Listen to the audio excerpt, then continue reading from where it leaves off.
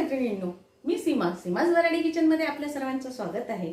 आता जन्माष्टमी आहे ना, पहिले तर जन्माष्टमीच्या सर्वांना शुभेच्छा। जन्माष्टमी निमित्त खास वराडात सुंठवडा केला जातो, तोच आज मी तुम्हाला दाखवणार आहे। चला तर मग बघूया आपण। सुंठवड्याकरिता साहित्य आपल्याला लागणार आहे।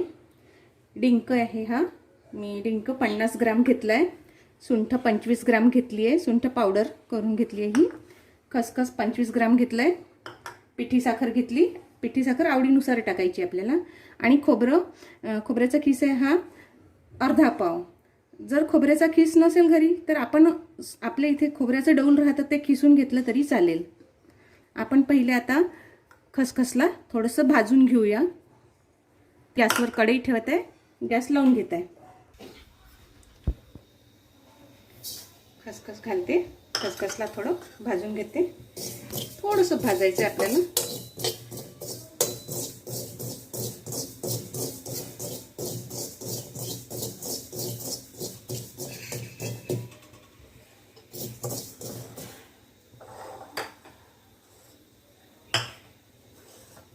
आणि ही खसखस आता आपण या भांड्यामध्ये काढून घेऊया।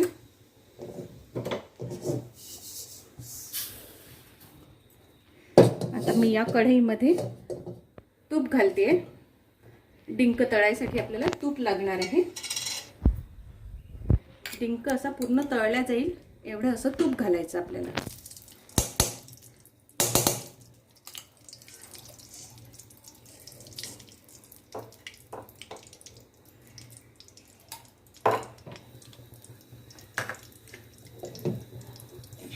तूप गरम होईपर्यंत आपण त्यामध्ये जे आपण खसखस काढली आहे या कटोरीमध्ये, तर यामध्ये आपण सुंठ घालून घेऊ। हा खोबरा खीस घालू,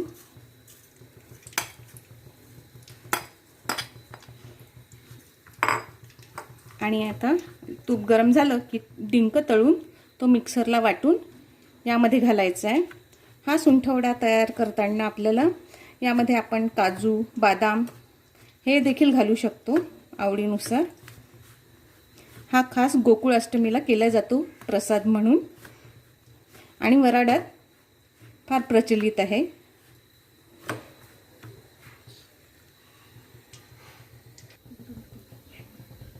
आपलं तूप गरम झालेलं आहे,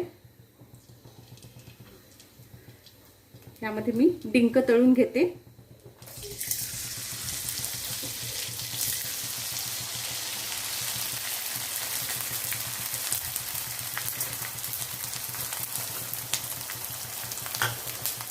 कोणी या डिंक तळून घेऊन या सुंठवड्याचे लाडू बनवतात। थोडं तूप जास्त घातलं वगैरे की छान मग लाडू छान बनलेही जातात, पण मी हा सहसा कोरडाच ठेवते, कोरडाही छान लागतो।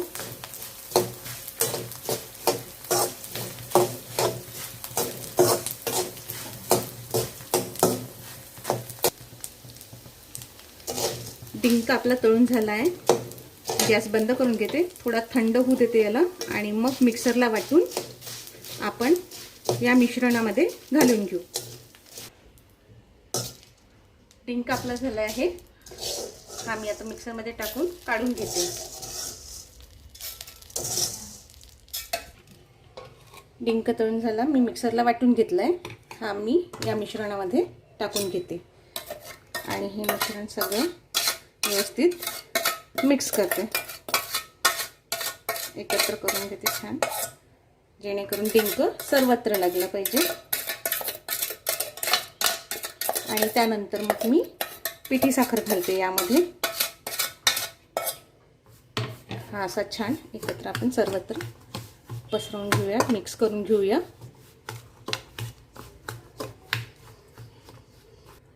हे सर्व आपण मिक्स करून घेतलाय। आता यामध्ये आपण साखर घालू।